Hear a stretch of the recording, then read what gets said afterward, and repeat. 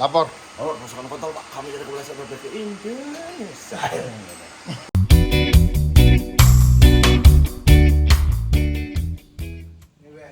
Project Social Distanding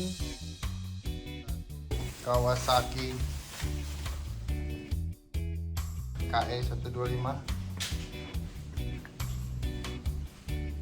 restorasi akan dimulai.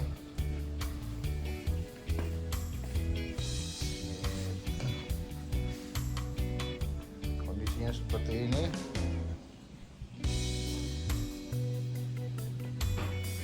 Kita lihat nanti mungkin ada perubahan di fork sama swing arm, suspensi.